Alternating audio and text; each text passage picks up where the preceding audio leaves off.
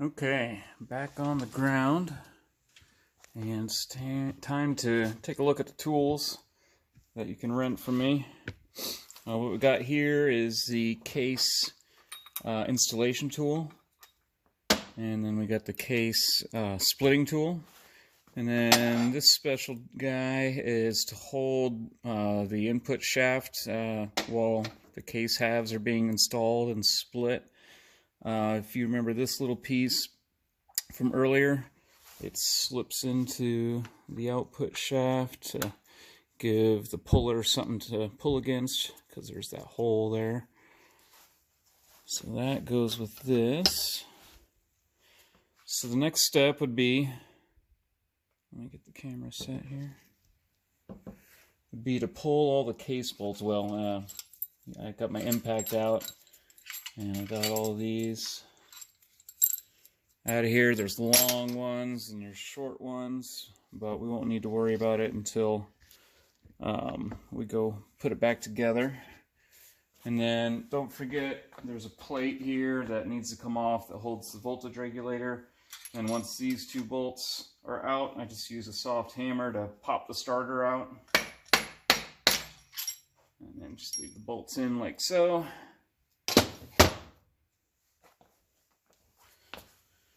Okay, so next step, this tool is not included in the kit. It's a crankshaft protector tool, slides over the end of the crank here, because when these case halves come apart, if the main bearing rests or knocks against these teeth, it could definitely put a nick in the main bearing, and that would be really, really bad.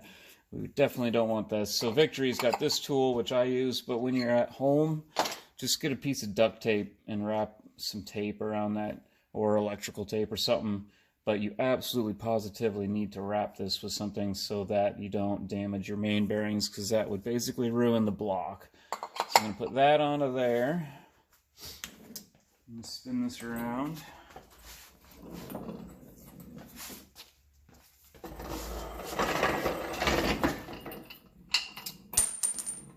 On this side, make sure that's in view. Yeah.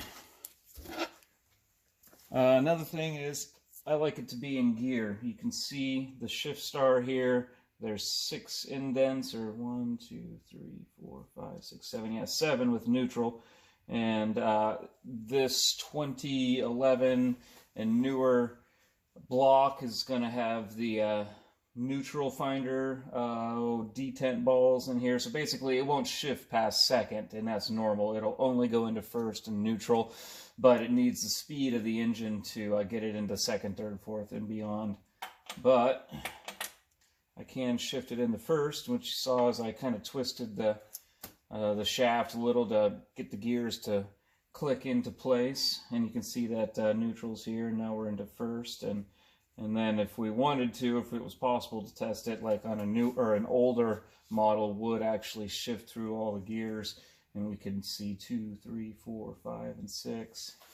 Anyhow, this will keep that shaft, it being in gear, and this specialty tool on the input shaft is going to keep it from moving around while we split the case.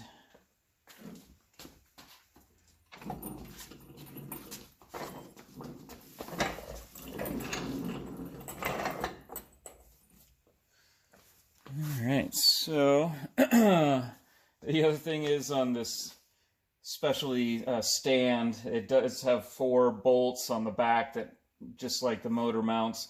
And of course you want to make sure these 2 bolts are out, and that's something that's caught me before, is I've got all the case bolts out, why won't the case come apart? Because it's still chucked into the holder. Another one is there's a hidden bolt kind of back under here that's pretty easy to miss.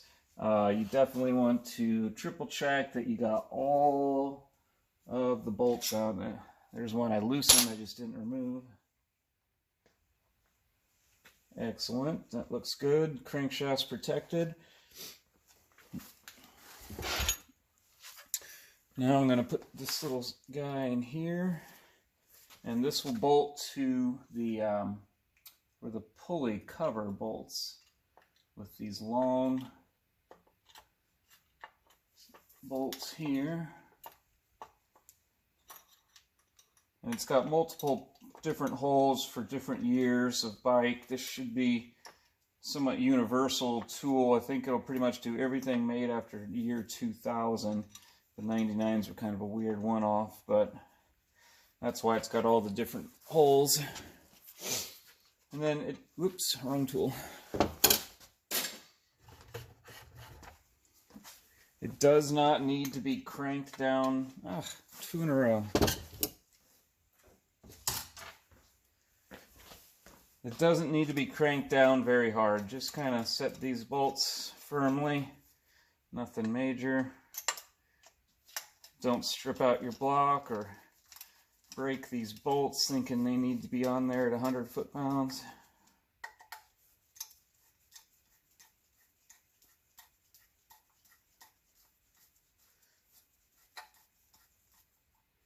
Alright, and then that.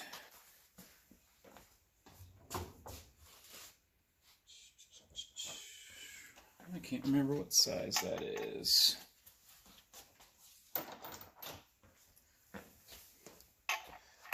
15/16.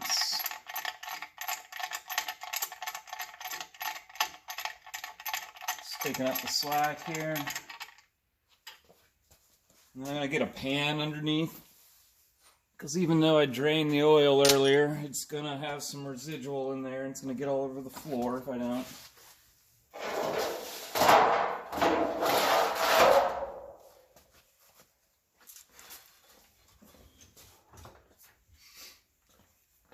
So what the theory is here is we are keeping the output shaft in the block, and we're pulling the case off of the shaft, both the crankshaft and the transmission shaft, both of which will stay in the block, those two shafts. And then yeah, so the output shaft has a small press fit into the case, so that's really where we're centering all of our force, is to pull that press fit apart. And then I've got a soft mallet as well. Get a little wider view here.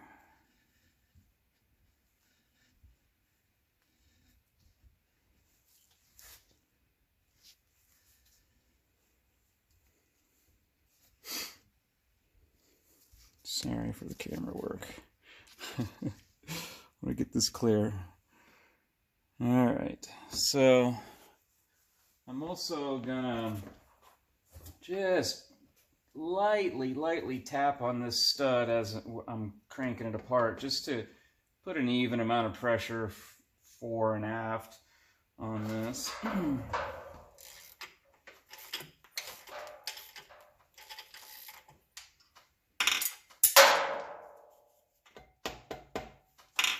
And actually, I'm going to tie up that connecting rod because I hate when they're all up in my way. I just use some electrical tape.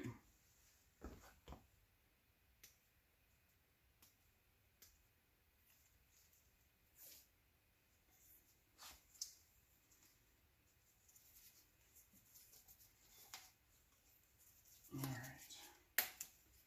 That's my life a little easier.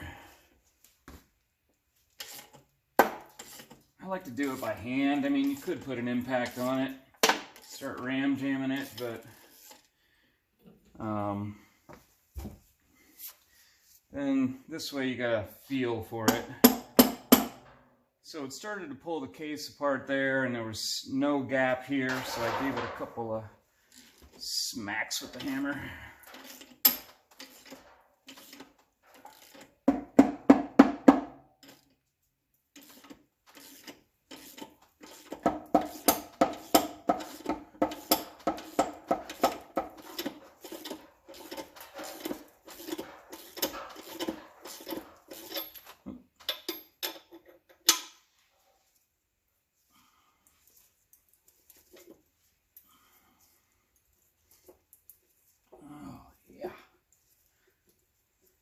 Okay, as you feel it get to the end, get ready for it to drop.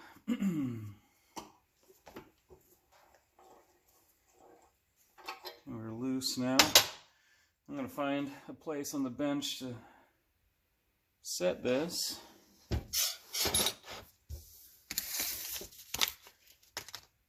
And this is the point that this protector is saving your main bearing.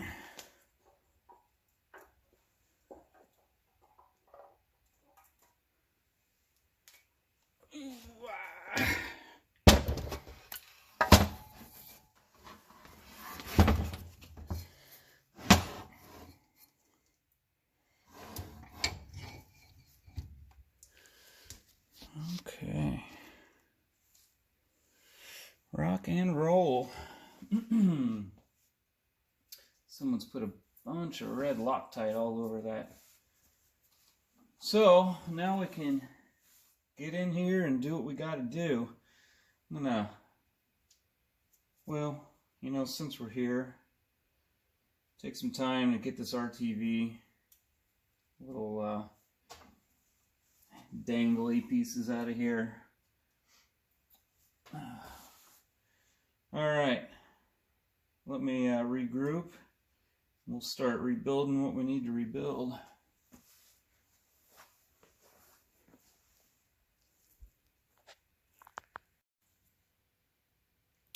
So there could be many different reasons that you're inside of the cases. Maybe the engine blew up and there's shrapnel down in there. Maybe something happened to the transmission. You know, C-clip came loose or something like along those lines. Or you're just doing a stroker kit or something. This particular one, the issue was the output pulley loosened up, the front pulley, and then it made some nasty wear in the output shaft, which you can see there. I've got another video that talks about doing the jury rig repair, which we can see here, which is putting some Loctite on there to try to fill up that gap. Oops, excuse me. And in my video, I'll tell you to be smart about using lots of Loctite and to not use just insane amounts, because you'll get what we got here, which is just a boatload of, that's just all dried Loctite, and that can get back into that bearing. I've seen it ruin that output bearing.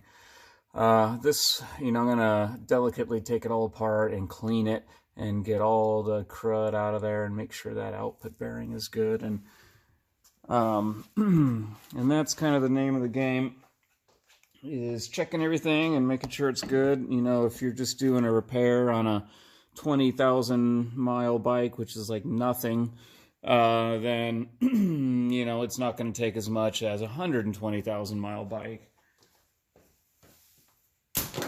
But you want to go through and check them all. So I'm going to start by pulling the transmission out of this, and I'll pull the shift shafts first. The shaft pulls out of the block, and it's got the shift forks on the end. They're all specific in location on this model here anyway. And then I'm going to look for damage on the face. These look fine. It doesn't have any transmission issues besides that shaft, but want to check it out nonetheless. And the bottom one here.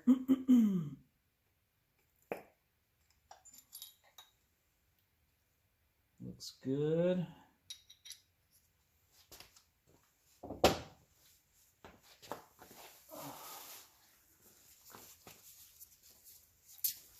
So I used a 32 millimeter socket on the clutch, which is going to be a late model build. Earlier ones may have a different size. And then there's a 32 that holds on the counter shaft. So this is like the main shaft and this is the counter shaft. So I've taken off that special tool off the back, and now I'm just going to kind of hold these while I zap that 32 millimeter nut off the end here. Easy as that with a big gun. There's a washer there, and I'm going to need my magnet to pop it off.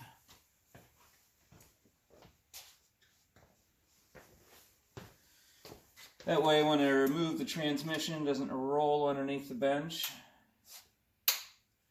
So now the transmission's free. There's a possibility that we want to pull both the shafts out evenly at the same time. There's a possibility that a gear back in there will want to try to fall out, so you really want to make sure you got your hands fully into it and holding all the gears. And last thing you want to do is drop this. And make sure we're all in frame. There you have it. Looks good.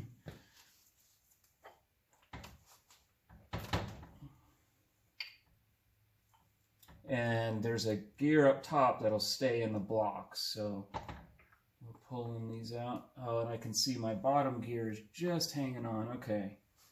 Got them all collected.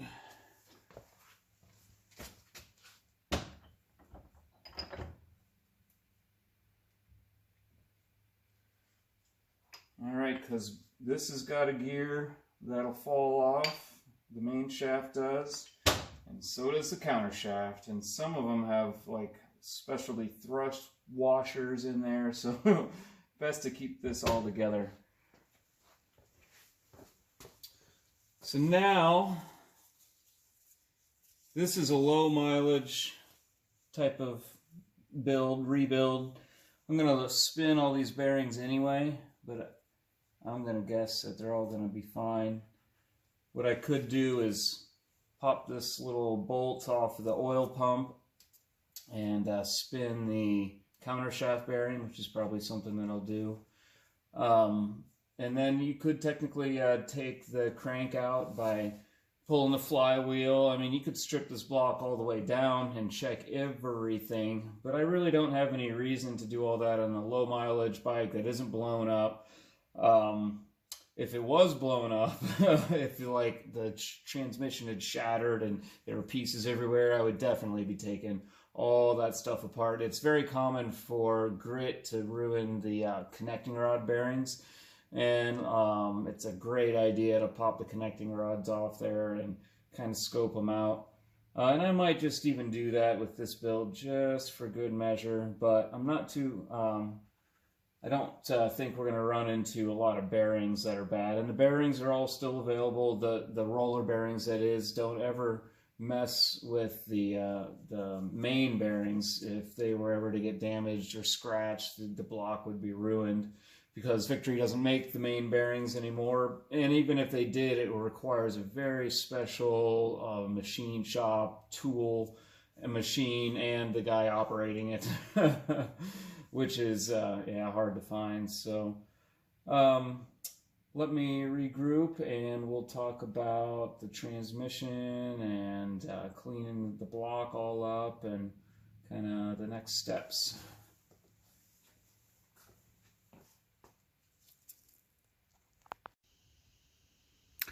Okay, I've had a chance to assess stuff going on in the block and come to some conclusions. First one is I did decide to pop one of the connecting rods off and check the connecting rod bearings, and they weren't all that bad. I've seen worse, but hey, we're here, we're doing it. Let's put some connecting rod bearings on there. This one's got a little bit of wear going on. So I can't stress this enough. Get the book, or a digital copy of the book, an online copy, a physical copy. This here is just an illegal photocopy that someone was putting on eBay, and it's going to tell you all kinds of good information, like how to pick out the right connecting rod bearing. And in this case, there's a mark on the connecting rod and the crankshaft. And make sure you're not hosing down the crankshaft with parts cleaner, because there's a very faint mark in here. If you can see, it says it's a W, and that corresponds with a paint mark on the rod. It's got a white rod there, and so this will talk about, you know, a white connecting rod on a white crankshaft, and to use the orange bearing here. So that's all that. I like to leave the crankshaft in the block because I work alone and it's easier to hold it all together when it's secured in the block to loosen those caps. It's got cracked rod caps there, which is interesting if you've never seen that before. So that's the first thing that I'm going to do. And the second thing was I was checking all the bearings. And this main bearing, excuse me, watch the camera work here. So the output shaft bearing has got basically mud. Let's see if I can get it to focus. Mud in there, which is nasty and not uncommon. What happens is moisture likes to come in through that seal, and I've seen it wipe out that bearing before. Something's been stored for a long time in a moist environment. It gets that rust in there, and then it wipes out that bearing. So we're going to put one of those in, which I'll go through quickly. And then the transmission. What we're going to do, I've already started stripping it down. Again, I got the book, so it's got all the gears and where they go. I've got a certain way of tearing it down. You know, I'll set this upright. Come on now. And yeah, take them off one at a time. Get those stupid little weak factory clips off there. You know, I got a hognose pliers for that. And then I've got all these parts in stock. So we got the new main shaft here, which is going to replace the old main shaft. And we got the new bearing for the output shaft. We got some connecting rod bearings. So let me just kind of speed through this. I do have a companion video on how to put in these full round C-clips here, and it's a bloody mess your first time. And I would just say, if you're redoing the transmission, to do it by the book. The book has got some great pictures and everything. Back here, a few pages. Let's see where we at. Yeah, how the transmission goes together, how the power flows, if you would ever need to know that. But I mean, this picture right here is worth a lot when you're putting it together. Again, looking at, you know, the gears and making sure everything goes back the way it should. So the book is so important to have, and it's free, so you might as well get yourself a copy. So let me work through these, putting the new rod bearings in, getting that bearing in. I'm going to rebuild the transmission with that new shaft, and then go through and put all new clips in. There's really nothing wrong with this side, the counter shaft, except for we want to put all new clips in. So away we go.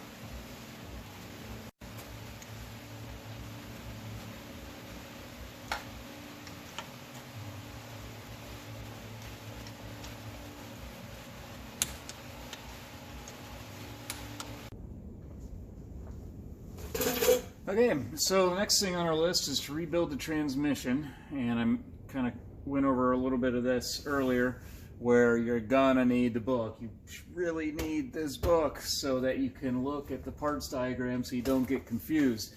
I've done it a million times, so I just have a way of doing it where I pull each gear off and set it down in a certain manner so that it all kind of comes back together in the same way. I can just pull the top piece off, slide it on, etc., etc. If I ever think I get lost or get distracted, I can always reference back to the book and make sure that I'm putting it together correctly. And then the biggest hanging point would be on the 11 and newer transmissions have this set of ball bearings in here, that the neutral assist feature, I guess is what they call it, which is there's some bearings in here that will pop out of their groove with the centrifugal force of everything moving, and that's why you won't be able to shift into second gear if it's just sitting on the bench, because it's not running, it's not moving those gears and not releasing the ball bearings.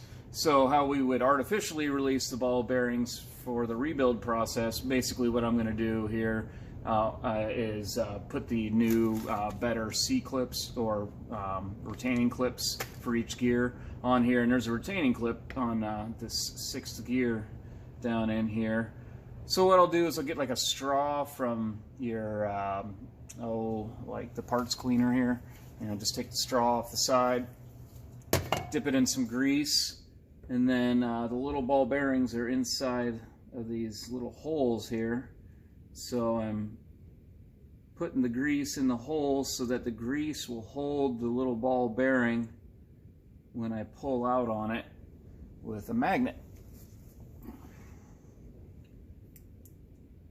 And so I'm raising the gear up so that the ball is free. It's not trapped by the weight of the gear. I'm going to need a smaller. So I got a really big, this is a strong magnet here, as you can see. And let me get a smaller, I'm going to unbend a paper clip, I think, and that's the small little piece of metal I'm going to go into the hole with and pull it out. Let me reposition the camera and I'll get a close look at it as I do it and show you what's going on here.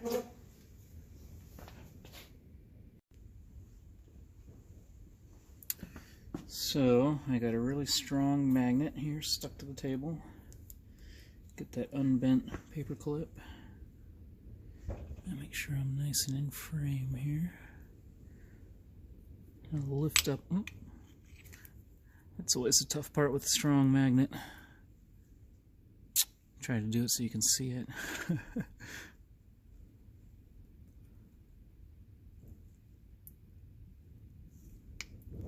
Okay.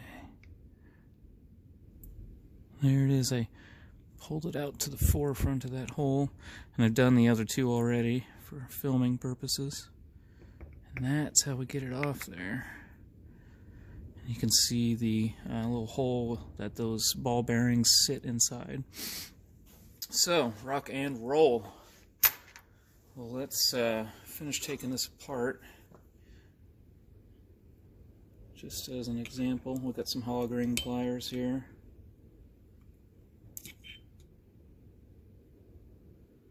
And these clips have like very little tension on them, and that's part of the problem. So you get a side load on them and tend to come loose. Back this a ways. So there's the spacer here. And this gear will now slide off. And then the bearing. This has got a split in it that you spread apart. Pull it up and out, like so. And there is our bare shaft, the main shaft that's got the ruined output on it. And here's the new one. Very nice and shiny. And we'll hit it with a little lube in the bearing area. Now I got a new bearing here that I'm going to use. part number 3584006. And if I'm not mistaken, I think I saw that Victory just discontinued these, so I'm just on my last few. I'm going to use it here just to show you what it was like when these were available, but I can't guarantee they'll be out there when you go to do your transmission. Slide that back on. And then I've already, well, here, we'll put a little assembly lube on the bearing area of the gear. Carefully slide it on. And then don't forget to reference back to your book. Don't forget the little spacers. Now the spacers, they have a soft side and a hard side, where this is like a hard edge and this is kind of a rolled edge. It's not rolled, but it, you know, it's kind of the way it appears. It's kind of tucked in a little, same as a clutch. There's the separation plates in a clutch are like this, where just the machining process creates two different sides to it. And I like the soft side to be facing the bearing and the hard side to be facing the clip. So now, instead of that flimsy C-clip, I've got a full round, clip here. I guess you can't even call it a clip, but like so. And like I said, there is a video. I've got a video on how to put those on there, but I'll struggle through that without you guys watching, because that is a pain. So when that happens, then I'm going to get all the ball bearings back in there, use a little bit of grease, just like we did for disassembly, to keep them in there while we slide it back on. And then you're going to want to make sure, let me get this bearing out of here, that'll be fine, that you get that bearing, ball bearing, lined up. See, it's kind of got a missing piece right. Oh, you can't see that. Sorry about that. Okay, there's a little missing tab here which tells you that it's in line with the hole, and you want to line up the ball bearings with that tab. And then we'd slide it all the way down, and then I'll push the ball bearing back into its hole, and then use compressed air to blow that that grease out of there. So you don't want a lot of grease, just a tiny little bit is enough to keep that ball bearing in there. And then you want to be able to blow it all out, clean it all out, so that the bearing can move freely and do its job. So I'll get to that after I struggle on the clip here. So that is that. Once this main shaft is done, then I'll move on to the counter shaft back here and redo it, and then we'll come back and I'll have both the shafts done and we'll be ready to install.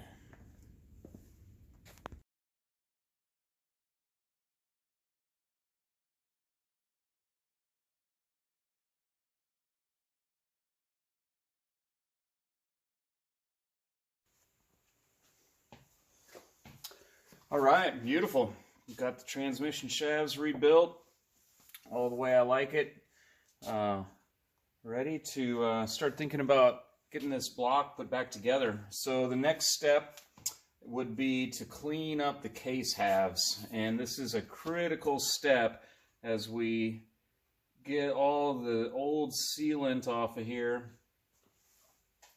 and clean it up. The last thing you want is to leave the sealing surfaces dirty and put the whole thing together, get it all back in the bike, and have it leak, and have to do it all over again. Think of how far we've come to this point, and then to skimp on the cleaning would be ridiculous.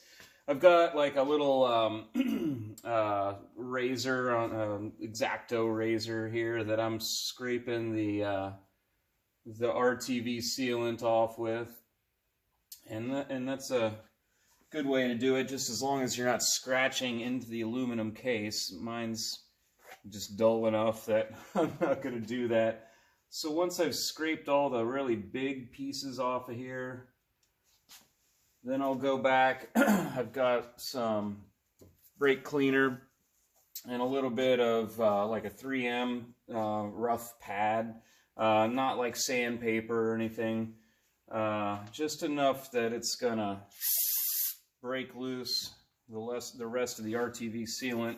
A lot of it will come off with just a red rag, you know, a mechanic's rag, and some brake clean, but the scuff pad does make it a lot quicker as it breaks through the remaining little bits of sealant.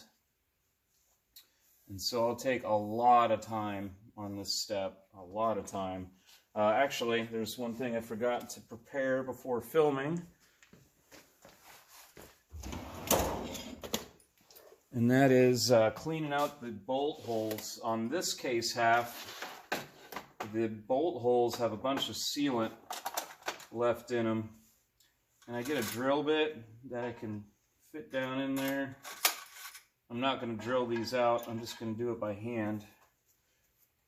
So I'll tilt the block down so all the pieces fall away, and then just by hand I run this through and kind of ream out the hole, and there's going to be a lot of sealant in these holes, and what can happen is if you don't get that out, then it pushes it into the sealing surface and then you get a leak there.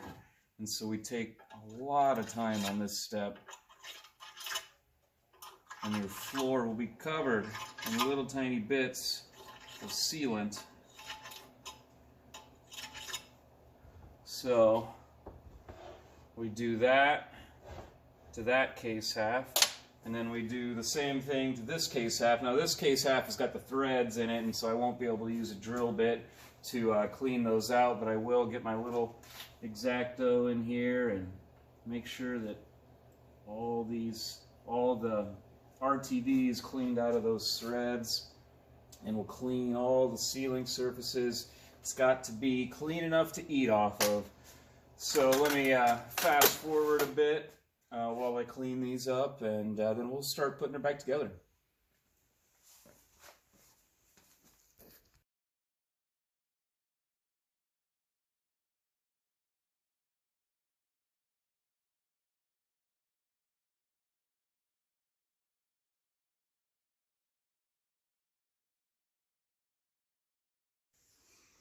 All right, beautiful. So some things that I was thinking about while I was cleaning the block up is that I had this block tilted down for a couple of days while I was working on some other stuff, and that allowed all the little bits of oil that are trapped in the back here to drain out, and in the oil pump. And I've mopped everything out, because the last thing I want is when this goes back together is some oil to seep down into the sealing area and ruin my my sealing. And so same with this side, you know, it's sat upside down for a while, so I can clean out all the little edges and little valleys and nooks and crannies and all that stuff. And then if there was anything else that you were going to do inside the block, you have the book, and we can all trust you know, the information in the book. You know, sometimes you might want to take the crankshaft out and look at the main bearings, and you know, pull the oil pump out and look at it. It's a pretty low mileage bike, so I'm leaving a bunch of this stuff in place, but just reference back to the book if you need anything, or send me a message. So that's all cleaned up. I think we are good to start putting it back together. Let's get that transmission in there next. So now that we've got the block all cleaned up, we could, and anything else that you might be doing inside the block, we can start thinking about reassembling. We'll start with the transmission. I like to clean the block first before I put the transmission in. That way no debris falls in the transmission. And you want to grab it, remember, I mean, you've just rebuilt it, so you know that this and this slide off of there, and you don't want to flip them and then have them fall on the ground and chip and all that funness. So I'll grab them,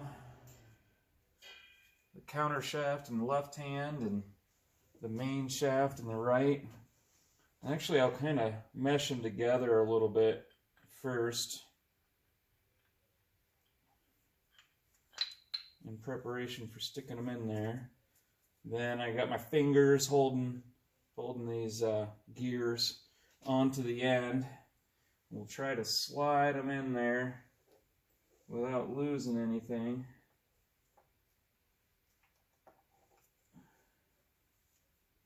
Which is easier said than done.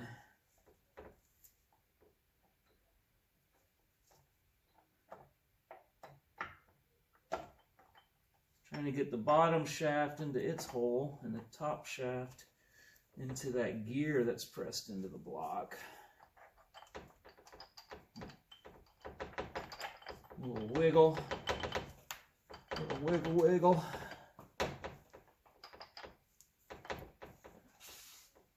So I'm checking the back, the counter shaft, to see how far in it's seated. It looks like we need to move a little farther in. Now I'm pulling this top gear, seems to be jammed somehow, and it's kind of wiggling it. See if we can get it unjammed.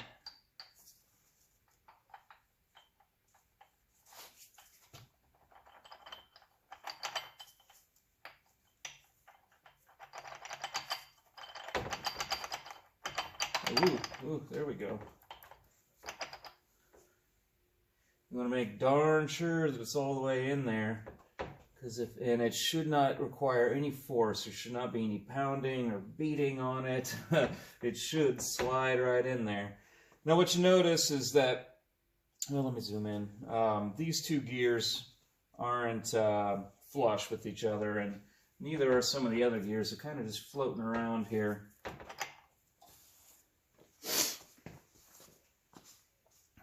Oh, let's see.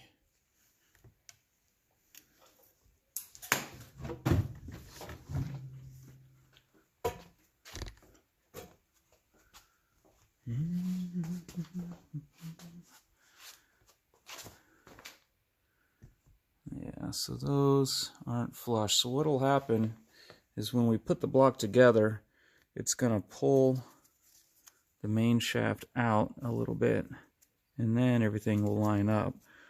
But that'll only happen, excuse the camera work, you know, that'll only happen once we seal up the case halves. But for now, it sits in like that. And then, you can't see anything back here without a light. The counter shaft is seated in there. Actually, it's a millimeter down in the hole, and that's normal. That's the way it normally is. So, but certainly all those threads are sticking out. Okay, so that's that. Let me set this back over here.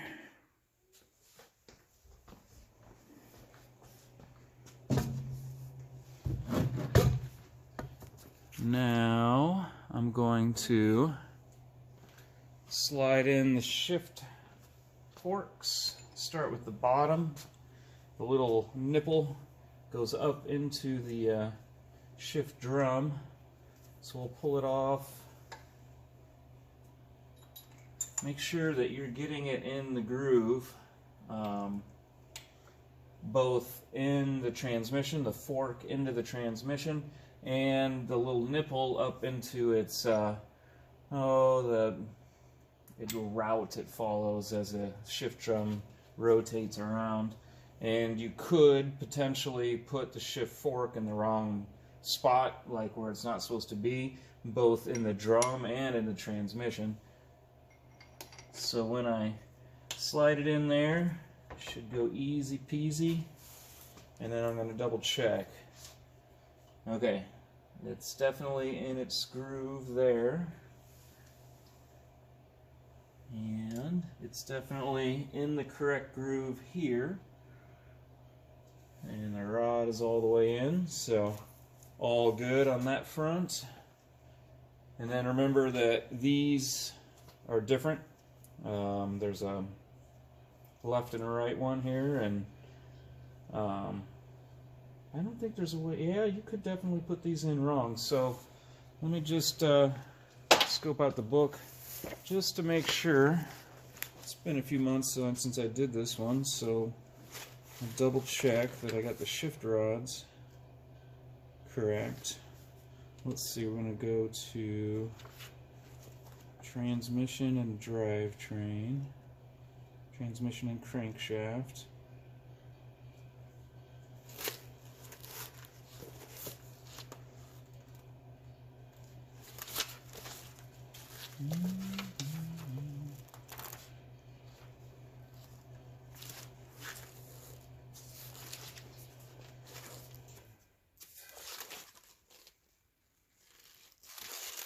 Okay, here's where we're getting to the part about putting it all together.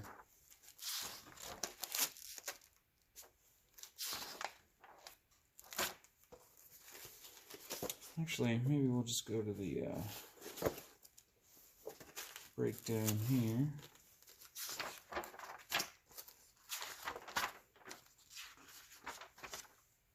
Ah, there we go. Oh yeah, I can see now that the beefy reinforced one goes to the right hand case half. It's got a breakdown of them here, what each one looks like and where it goes. Again, I'm making sure these are in good shape. If they're bad, the tips will be all worn out and it'll be pretty obvious. So again, pull them off there, slide them in. Oops.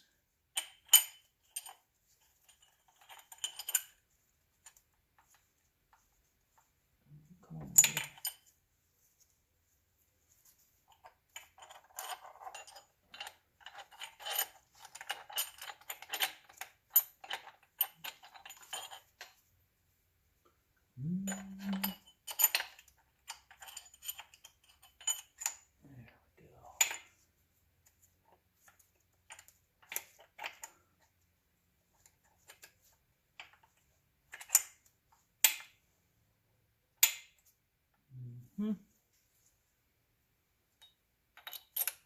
That's the easy one there.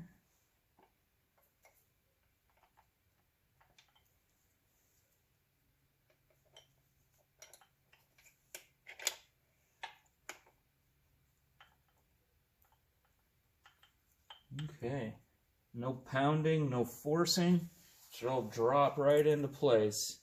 If you're pounding or forcing things, you're doing it wrong.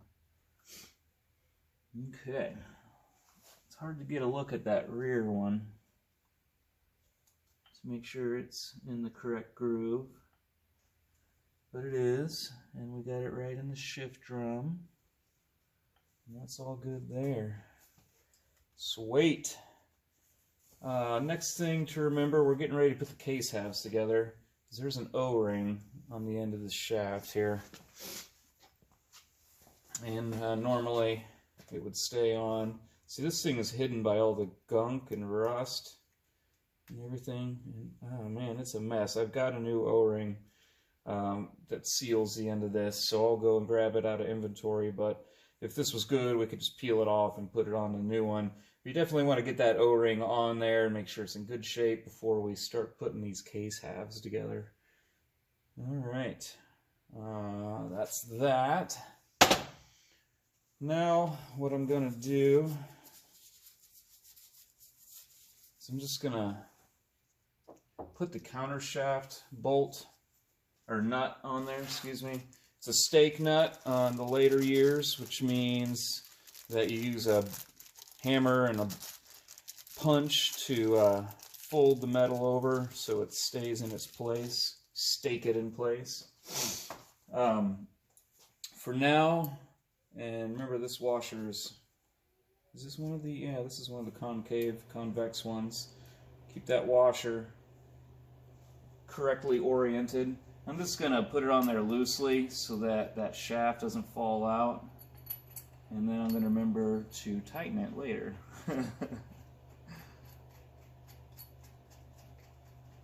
Alright, so got a new nut on there. You saw I unpackaged it. Just finger tight on the back, keeps it from falling out. I've got the block kind of tilted so that the gears don't come crashing out, and if this was to flip around, it certainly would dump all these gears on the floor, and that would be a nightmare. Okay, so I got the block clean, the sealing surfaces are clean, got the transmission put in. I double checked that all the shift shafts and forks are in the right spot. You know, I know that my crankshaft and everything is good from when we went through and did that. I'm just kind of making sure I didn't leave any rags or any tools in there, and that everything has been torqued, because this is your last chance to make sure that you're doing it right. Let me regroup here, and then I'm going to get ready to seal the case halves back together. I'm going to get the special tools out and get prepared for that.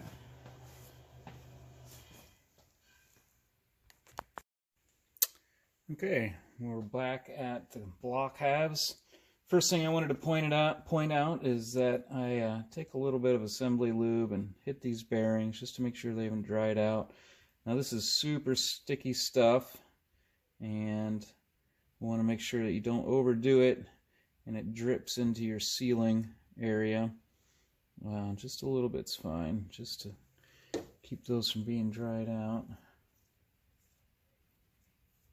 And I've already done it to the new output shaft bearing,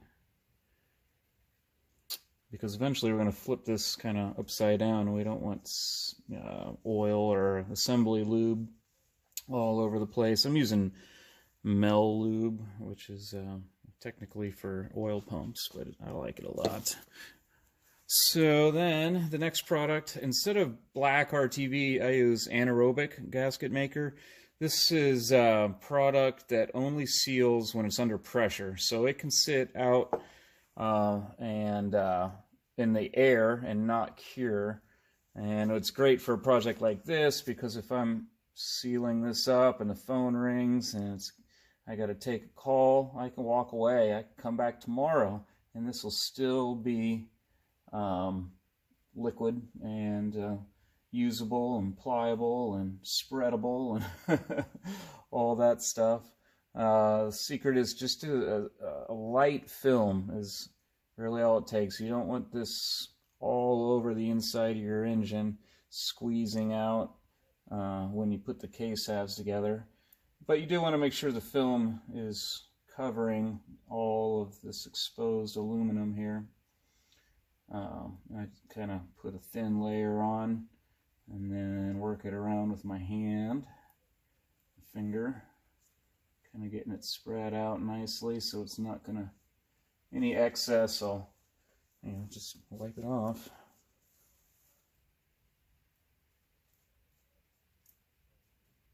And then when the case is put together, if you see any excess on the outside, it'll just wipe off, and you won't get those strings of RTV that throw so many people off. Something to keep in mind is that there is a gap right here that you can see in the other block half where the oil drains out of the crankshaft area, and we just keep that free of sealant. And then I like to get, I've already done this, but there's a little bit of lube in this hole. An oil passage will get connected there, and there's an O-ring that seals it. It's nice to have that hole have some lube in it and not be completely dry.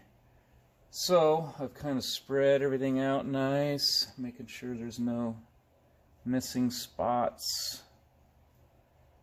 Because again, if you miss a spot or it's dirty and it doesn't seal, can you imagine having to do this over again?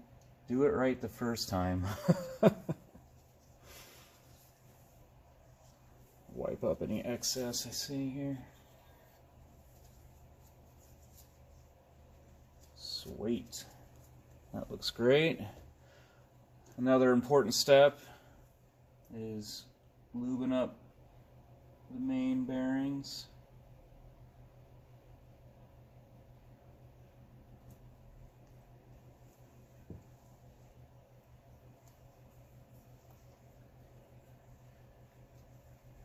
don't get any strings, you know, like this is super sticky lube, and when you pull it off, a big old string will come off, and you don't want that falling on your sealing surface. So there's that. And then I'm gonna make sure that this end of the crankshaft is nice and lubricated up. Don't want that to dry out. And then just make sure the other one's just with the residual on my finger. This shaft will get pulled into that output bearing. That's what the crankcase installer tool does, is it grabs a hold of that and it pushes the crankcase together. Something else that I forgot to mention.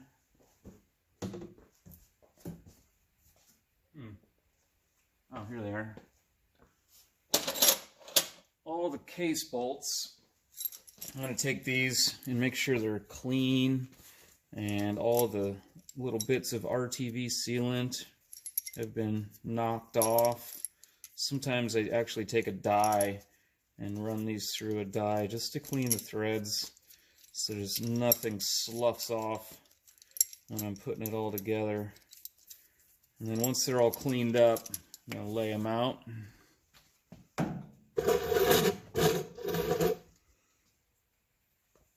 Because there's a couple different lengths here, long ones and short ones.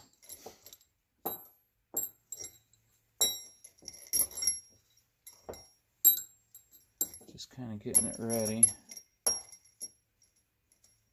Lots of short ones, only a few long ones here. Alright. And then, let's see, I got the starter as well. Get that on the ready.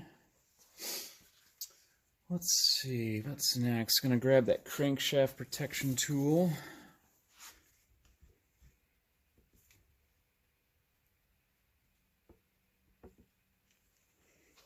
Make sure we're all in frame here. Slide that on there.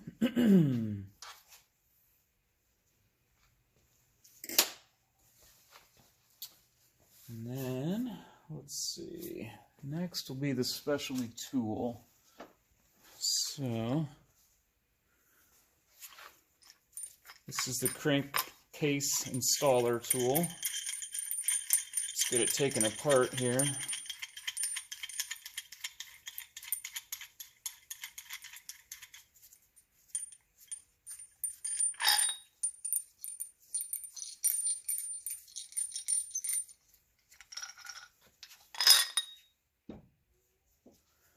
And then, make sure this is in the frame. Yep. I'm going to put it onto the output shaft, threads on there.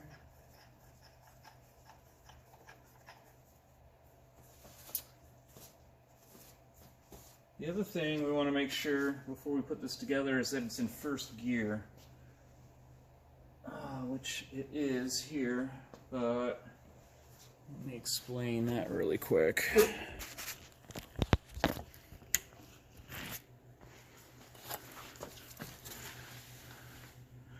Alright, you can see neutral is the small detent there, and then to the left would be second, and then as you go around, third, fourth, fifth, sixth, and then of course first would be over on the right, which we've got there. And I do like it to be in first gear. I've got the tool, come on now, I've got the tool there holding the main shaft from moving, and it's in first gear. So that keeps everything still so we can put it together. All right.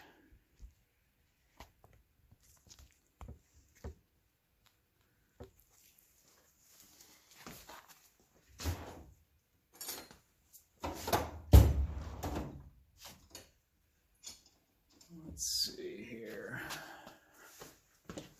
First thing I want to do is get that on there, make sure it's tight. Need to So it doesn't have to be super jamming on there tight, but you want to make sure it's engaged with the threads so it doesn't ruin the threads of my tool or your output shaft.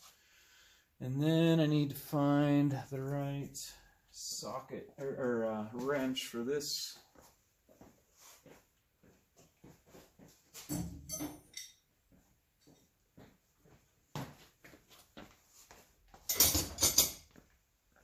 Alright, this is the nut that will draw it all together. Okay, now we just do one final check because again, we don't want to leave anything in the case. We want to make sure everything was torqued correctly and put back in its place correctly. It's all looking good. I don't have any oil on the sealing surfaces. I've got the stuff lubricated where I want it to be lubricated. I've checked all the shift forks. Make sure everything's seated. Alright. I think we can go ahead with this. Now, we will need a soft mallet on hand for some light tapping.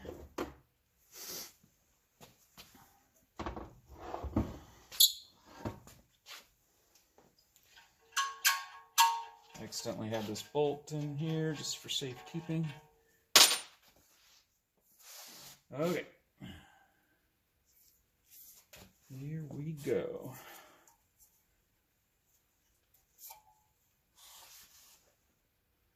Got to start by sliding the tool through the output shaft hole. And then the crankshaft through the crankshaft hole. Through the main bearing. Okay, so then I'm going to let it rest there just for a second while I grab this piece. And again, I've got that, I think I mentioned this a second ago, I put that O-ring on the output shaft. Pop that in there. And then put the tool on.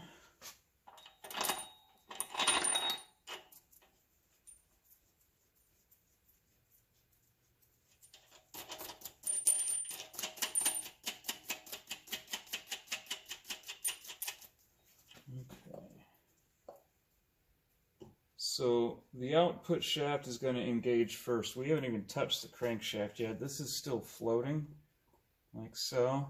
So don't try to do them evenly, because, or you may think it's even, but it's actually cockeyed. Make sure it's still in focus. Yeah, we're good.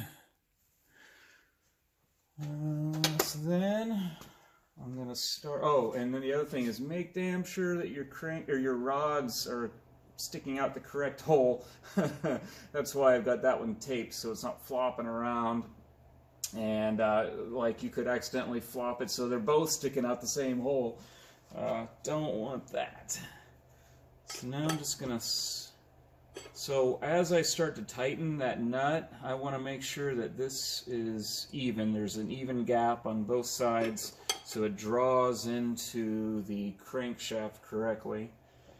And I'm just giving a little wiggle wiggle. And I'm not applying much pressure here at all. This is pretty easy turning as we're drawing the case half onto the output shaft. Okay, now I'm starting to seat into the crank. There's no up and down moving anymore. And what we can do, and this is outlined in the book, is just give it some light taps to encourage everything to come back together. And right here is a good spot, right in the middle.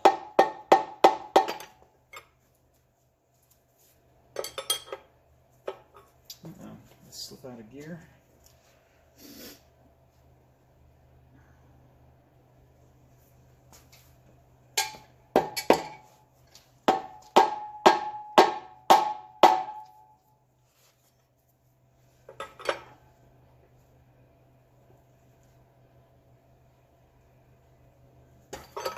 Oops.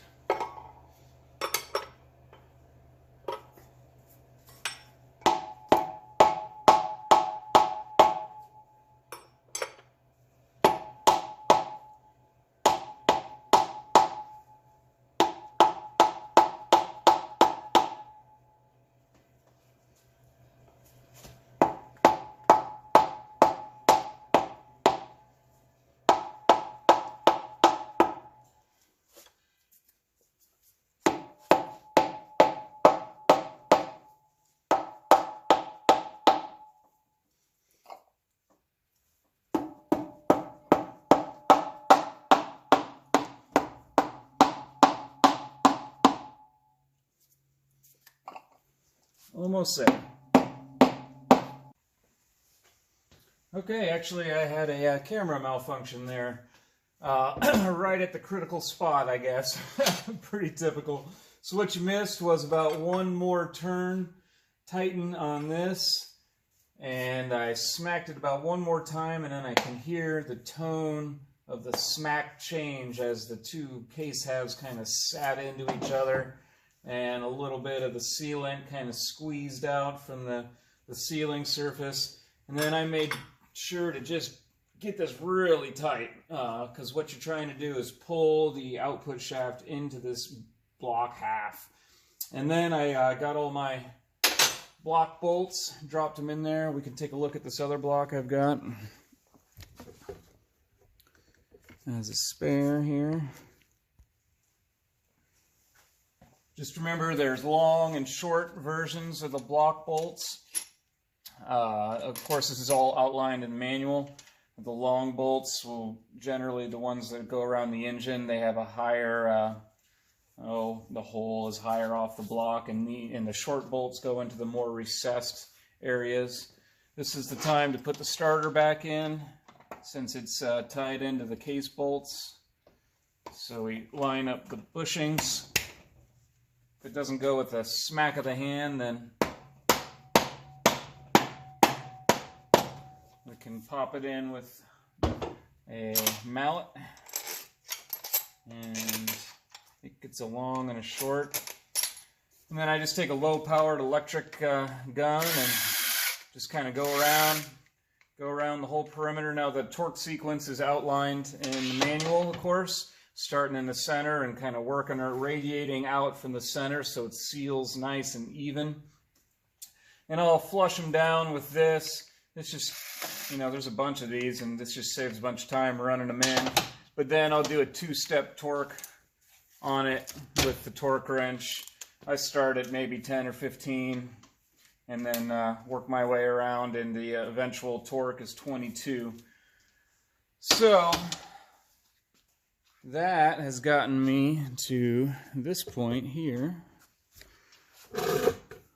where I can now take off the tool, because I left this on while I torque all this down.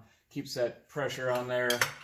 We can take this off and make sure that everything is spinning in here. Let's take this special tool off the back side.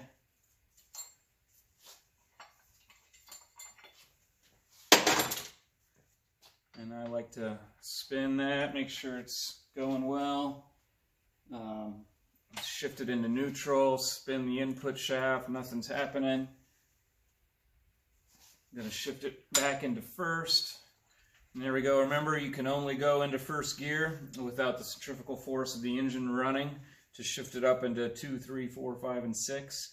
So that's normal. And then I'm just going to make sure that my crankshaft turns freely. That's all good. My connecting rods are in the right hole there. We can take off the crankshaft protector at this point, and the special tool can come off at this point. And I think probably what I'll do next is I don't want to forget that nut on the back side here. Let me flip this around.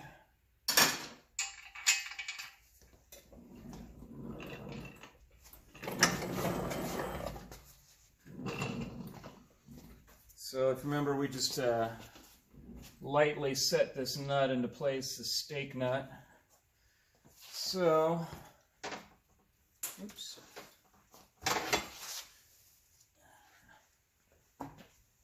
Leave it in first gear. Put the clutch shaft holder on there. And we'll get this and torque it down to the spec. Again, the spec is in the book. Yeah, so that is that. The case halves are then sealed up. What I'm going to do after that is I'm going to leave that clutch shaft holder on there, and I'm going to put the pulley back on. Actually, before I do the pulley, we want to do that sensor that's underneath it. And if you remember the little tiny spring and plunger that we took out earlier, the only little tiny things that would spring out at you.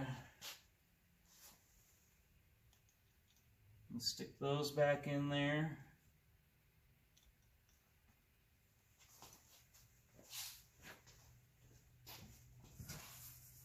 Go back to the dirty box.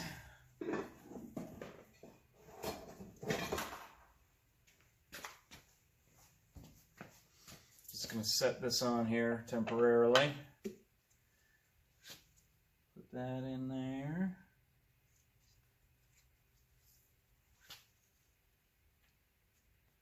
And put the gear indicator back on there. And then I'm going to take some time and clamp down the wires. Put the 2 bolts in the sensor. And then figure out where I left the pulley.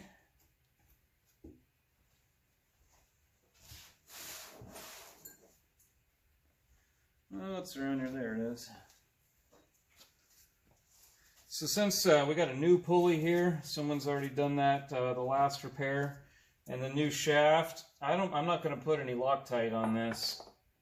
I'm just going to set it on there like they do at the factory.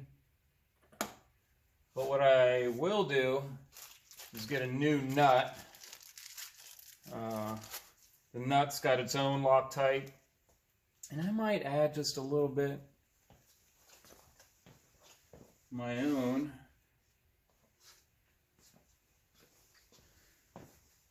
The factory Loctite's really good, but I might put just a couple of dabs right at the innermost portion of the threads, just because when we tighten this down, you'll see it'll lose some of its Loctite. I just like to have a little bit more there. So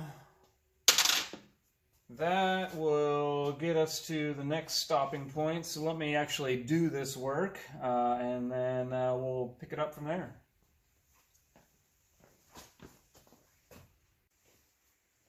Okay, I'm just wrapping up the block here, and got the pulley on, and put a little red Loctite on to complement the Loctite on the new nut, and then put the lock plate on there as described in the manual. When I torqued this down to the spec outlined in the manual, I used the holding tool from when we put the block together.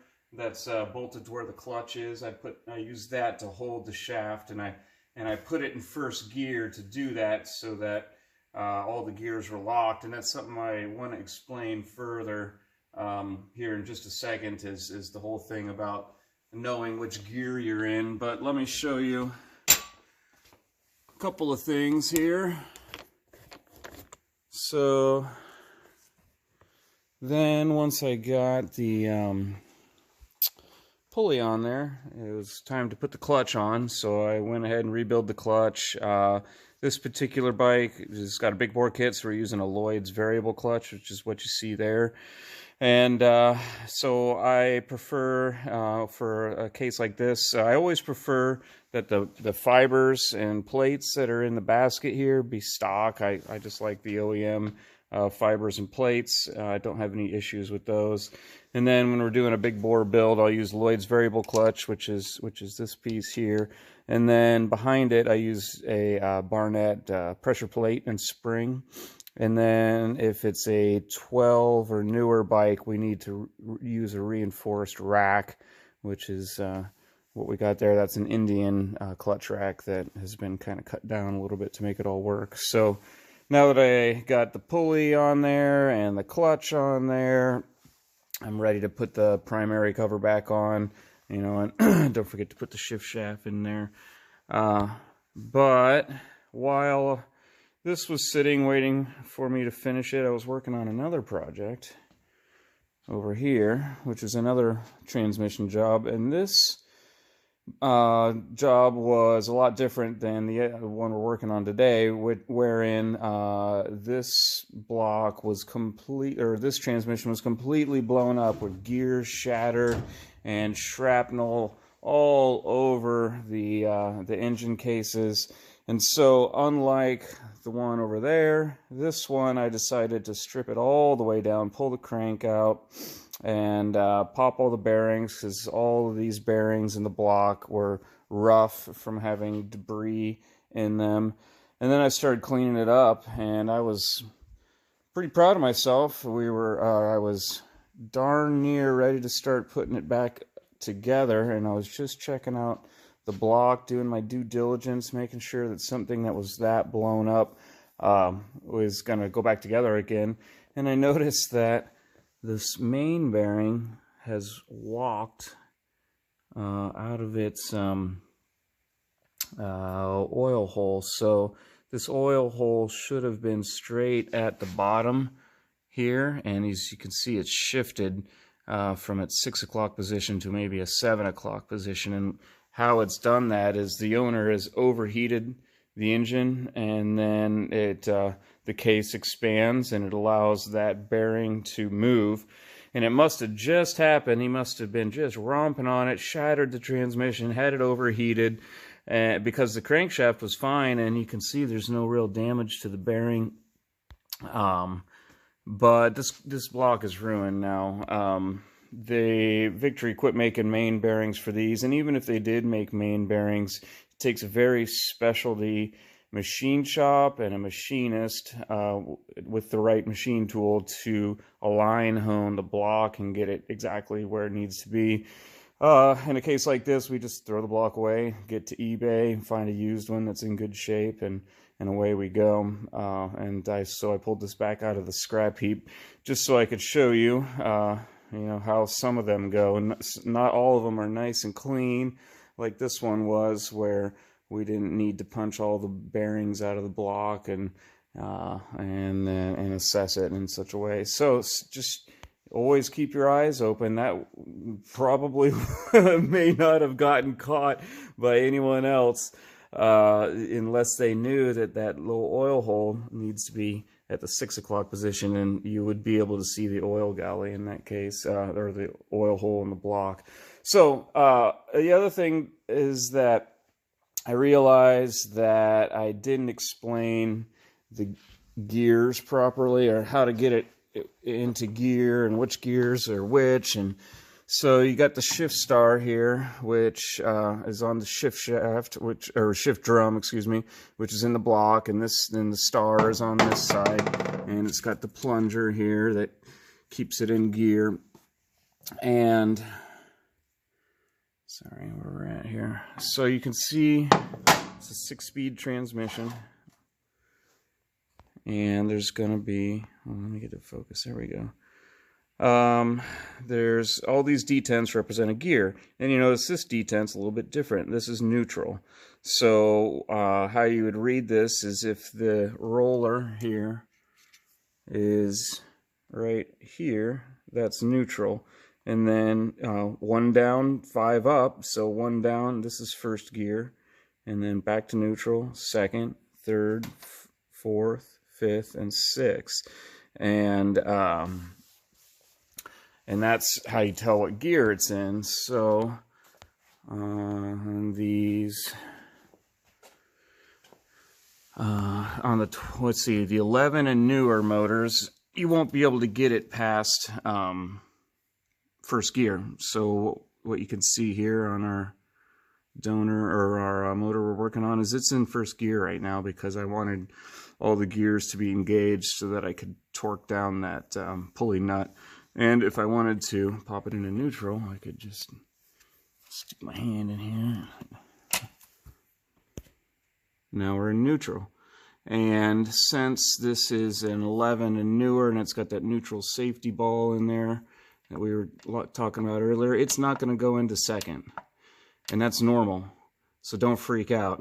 It needs the centrifugal force of the engine spinning the transmission to get it to shift into second. So we can go back to first, no big deal. And there's neutral. Now if you're building a 2008 or whatever, you could pop this into second, third, fourth, fifth, and you could feel each gear clicking and working. And you could spin the input shaft if there wasn't a clutch there. And yeah, so I think that's it for the block. I'm going to put this primary cover back on, and then I'm going to move to the engine.